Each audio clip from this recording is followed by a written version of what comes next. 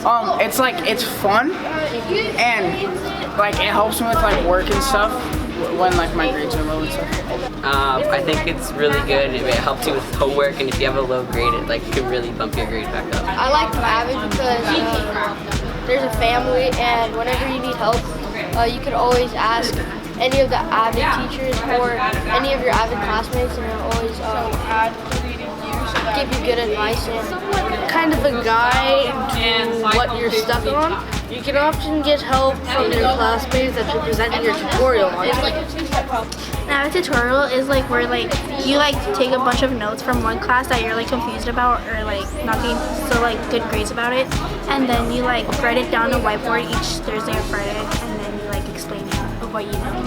Well, when you're stuck on something, it's like way easier if you have a test coming up that you can do it just once a week and you can just have a bunch of people help you. Cause like if you don't understand something, but like once you start writing it out, you can kind of understand it, and the people that fully understand it can like teach it to you better than your teachers could.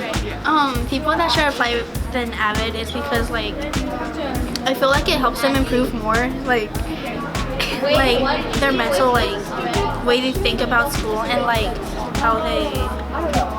Yeah, it's a good program that can always benefit you later in life, and you just have like all these nice teachers and classmates that can always help you with like everything. If you're interested in furthering your school success, and you'd like to start planning your future now, then AVID is the right place for you. You can sign up for AVID by grabbing an application from Ms. Eastman, formerly Ms. Friedman, and Ms. Ackerman, Ms. Draymond, or in the cafeteria.